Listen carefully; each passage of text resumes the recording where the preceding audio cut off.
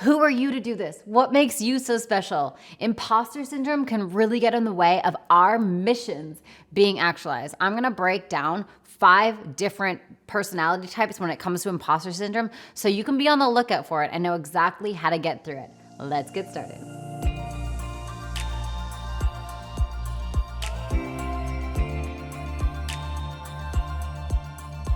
If this is your first time here, what's up and welcome. My name's Sam. Welcome back to the Breathwork channel.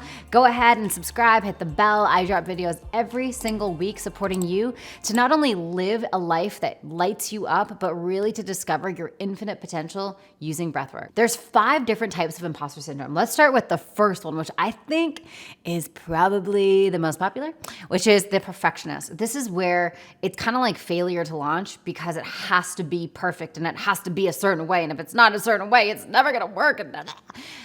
Just get it out there, right? Allow the first version. One of my mentors said to me, if you're not embarrassed of your first draft, you launch too late, which means just get it out the door. Here's the thing.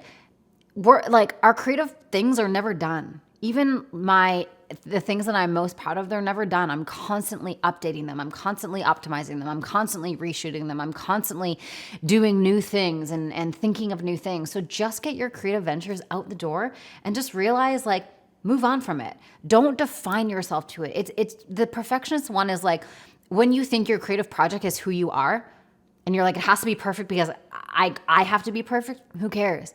And a way to help yourself with this is just create shitty art. Create art that you don't even care about and show it to a few people and just get some honest feedback. Whatever.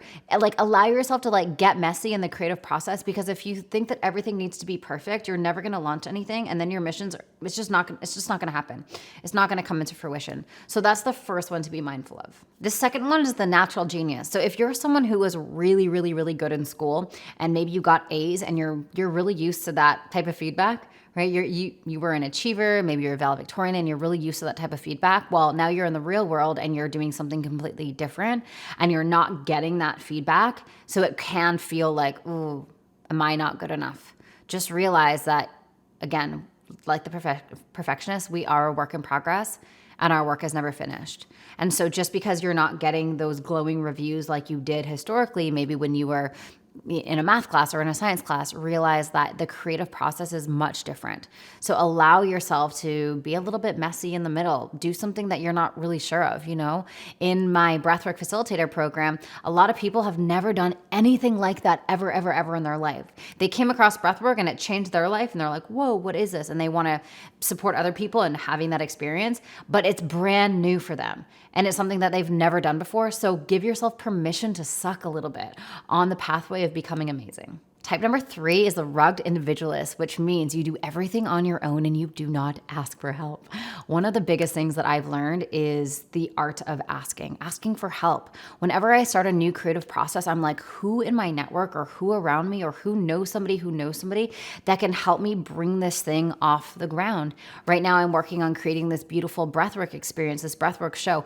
I've never done it before. I don't know what I'm doing, but I know people who do know that, right? I know people who are multimedia artists. I know people who are incredible composers. So asking them for help and asking them how would you do this? Or where would you start if this was your project? Do not go on an island all by yourself and try and build an empire. Allow yourself to reach out and get support and ask for some help.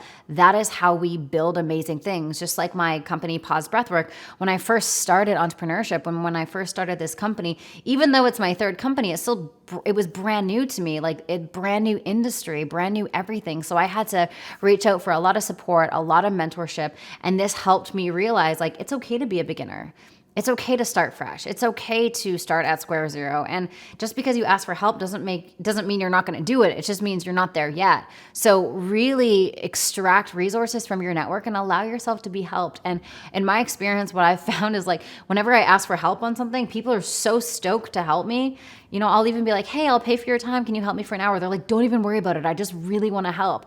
Really reach out and ask. People are so willing to give up time, energy, resources, support in order to really see your mission off the ground. Type number 4 is the expert, the one that has to know absolutely everything before they make a move. I didn't know everything about breathwork before I started a breathwork company. And I'm still learning every single day, just like you, about this modality, about the art, about all sorts of things. Just like I didn't know everything about being an entrepreneur. I just started. And today I still feel like a baby chicken nugget entrepreneur, even though I've been doing it for 14 years. Like there's so much to learn always, always, always that I can never know everything before I start. And so there's this beauty that comes with just starting things, letting the energy build, and somehow, some way, when it's aligned with the heart and it's a mission that is actually serving the world, people will just align to support and help. So just start the thing. You don't have to know everything. Don't have to know everything. Just know what you do know, offer that value to the marketplace, get the feedback. And some people are going to be like, that's not so good. Others are going to be like, I love that. Whatever it is, just keep collecting feedback, keep serving your audience, just keep moving, and realize that this whole life is we are a work in progress, and we're never going to know it all. So just keep taking little tiny baby steps and gathering information as you go. Type number 5 is the superhero, which is the overwork, workaholic. You're trying to outwork yourself so you don't show up as an imposter. You're just going to end up in a place where you feel exhausted, overwhelmed, and you're like, who am I doing this for and why am I doing this? So the best thing to do for the superhero type is to just be so compassionate with yourself. Really look at the little milestones that you did and gather evidence as to why you are the one to do this. You are the one to do this. Look at your resilience, your determination, your commitment, how you come from the heart, how many people you've helped already, the accomplishments. Like, you really use celebration as an amplifier to help amplify the very thing that you're doing. It's so supportive to do that, and you'll get farther down the road and realize, like, wow, I've come so far. And that internal celebration will create the confidence to be able to continue the momentum. You don't have to outwork and bust yourself in order to get where you want to go, to prove yourself wrong. Because the birthplace of that energy is lack, is fear. Like, I need to do this so that people don't think that I'm a certain way. And that energy is not sustainable. We don't want to work from that, right? You can do that for a short amount of time, and it kind of does work for a short amount of time. But if you want to do, like, say, a coaching business, for instance, for the long term, it's never going to work. You're never going to build a sustainable business from the energy of fear or lack. So I hope this has been helpful for you to go through those 5 different types and just realize that everyone struggles with this. You're so not alone.